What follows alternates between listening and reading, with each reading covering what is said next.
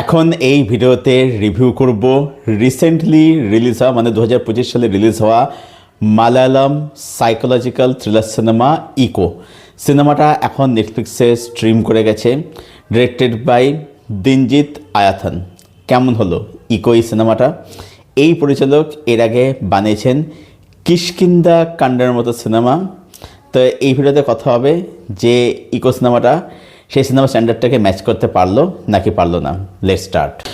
সবার প্রথমে যদি সিনেমার গল্প বিষয়ে বলতে যাই তাহলে এখানে গল্প বিষয়ে আমি খুব বেশি কিছু বলবো না। এটা আপনি বলতে পারেন যে মানুষের ভিতরের গিল্ট, ট্রমা বা কিছু একটা নিয়ে ফিয়ার, এইগুলোকে এখানে এক্সপ্লোর করা হয়েছে।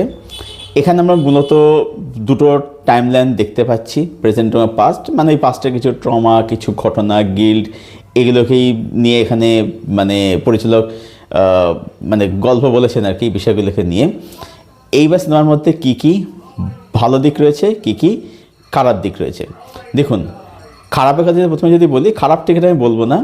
অ্যাকচুয়ালি এই সিনেমার যে ট্রিটমেন্ট সেটা হচ্ছে একদম একটা স্লো বার্ন ন্যারেটিভ চলে, ঠিক আছে, একদম স্লো বার্ন ট্রিটমেন্ট চলে।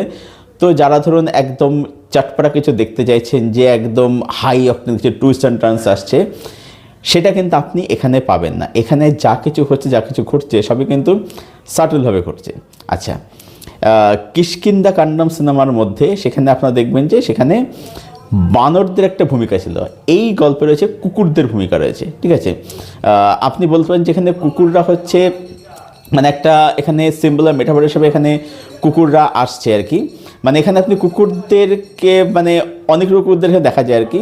কুকুররা কখনো বন্ধু, কখনো সে গার্ড বা প্রোটেক্টর, এরকম কুকুরদের এখানে নানা রকম ভূমিকা রয়েছে।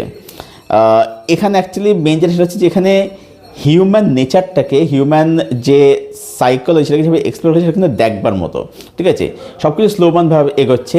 এবার যদি আপনার স্লোবান ন্যারেটিভ দেখার অভ্যাস থাকে তাহলে সিনেমাটাকে আপনি কিন্তু এনগেজ কিন্তু করে রাখবে ভীষণভাবে আর কি।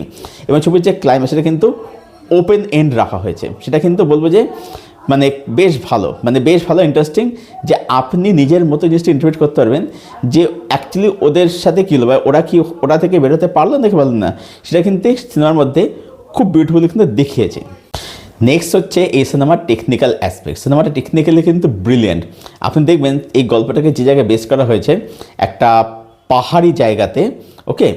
তো আপনার দেখে মনে হবে যে এবং ক্যামেরার কাজ, মেকিং, এগুলো কালার গ্রেডিং, এগুলো সত্যি দুর্দান্ত, ভীষণ সুন্দর। এখানে আপনি দারুণ সিনিক বিউটি দেখতে পাবেন। এবার ব্যাপারটা হচ্ছে যে এই যে এত সুন্দর জায়গা, এত সুন্দর লোকেশান, কিন্তু যেটা দেখতে বাইরে থেকে সুন্দর লাগছে সেটা কি আদৌ ভিতর থেকে কি সুন্দর, এই প্রশ্নের কিন্তু এই ছবির মধ্যে কিন্তু করা হয়। অর্থাৎ এখানে আপনি বলতেন যে প্রকৃতি হচ্ছে এখানে মানুষের মন বা মানুষের নেচার। আপনি একটা মানুষকে ওপর থেকে যে ভাবছেন সে মানুষ হতে তাও তো নাও হতে পারে। মানে একটা কথা যে বাংলাতে যে ভয়ঙ্কর সুন্দর, যা মানে উপর থেকে সুন্দর লাগে ভিতর থেকে সেটা তো ভয়ঙ্কর হতে পারে। তো এই যে একটা সুন্দর জায়গাতে এরকম একটা ঘটনা পাস্ট এরকম লুকিয়ে রয়েছে, ঠিক আছে। তো এখানে একটি বোঝাচ্ছে যে মানে আপনি যে সুন্দর প্রকৃতি দেখছেন বা আপনি যে সুন্দর একটা সিনিক বিউটিফুল লোকেশন দেখছেন, তার মানে এই নয় যে সেখানে সব কিছু ভালো রয়েছে আর কি। তো এই কারণেই এখানে কিন্তু নেচার কিন্তু ইটসেলফ একটা ক্যারেক্টার ট্রিট করা হয়েছে। এবং অবভিয়াসলি যেটা বললাম যে কিষ্কিন্ধা কাণ্ডমে যেরকম বানরদের একটা ভূমিকা ছিল, এখানে যে কুকুরদের, এবং যেটা বললাম যে এখানে কিন্তু কুকুররা কিন্তু একটা বেসিক্যালি সিম্বল হিসেবে কুকুরদেরকে এখানে ইউজ করে। কুকুরদের এখানে আপনি অনেক রূপ এখানে দেখতে পাবেন আর কি। So technically it's a brilliant, technically ছবিটা দারুণ সাউন্ডেড আর কি। এবারে আসবো হচ্ছে পারফরমেন্সের কথাতে। এখানে যারা যারা অভিনয় করেছে আমি সবার নাম এখানে জানি না, একমাত্র আমি এখানে সৌরভ সাচদেবা, যাকে আপনারা অনেক হিন্দি ছবিতে দেখেছেন। অ্যানিমেলে ছিলেন উনি, তারপর হচ্ছে রিসেন্টলি বেরোন না ধরক 2, সেখানে ওই কিলারের রোলটা উনি প্লে করেছিলেন আর কি।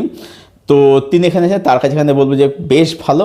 এখানে ইনফ্যাক্ট শুধু সৌরভ সাচদেবা বলেন না, এখানে সবার কাছে এখানে বলবো যে বেশ ভালো, সবাই কিন্তু বেশ ভালো অভিনয় করেছে। একজন এই যে মালয়েশিয়ান যে একটা অ্যাঙ্গেলটা ছিল সেখানে যে অভিনেত্রী রয়েছেন তার কাছে কিন্তু বেশ ভালো, এখানে সবাই কিন্তু বেশ ভালো অভিনয় এখানে কিন্তু করেছেন। পারফরমেন্স কিন্তু বলবো যে যথেষ্ট স্ট্রং এখানে রয়েছে আর কি। ক্যারেক্টারগুলো তারা ভালো করে জাস্টিস করতে চায়। ক্যারেক্টার রাইটিংও বলবো যেখানে ভালো হয়েছে এবং ক্যারেক্টার এবং তারা সেই অনুযায়ী তারা কিন্তু পারফরমেন্সটাকে ভালো করে ডেলিভার করেছে।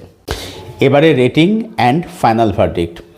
ফাইনাল ভার্ডিক্ট হচ্ছে এটাই যে ইকো এই সিনেমাটা একটা বেশ ভালো সিনেমা।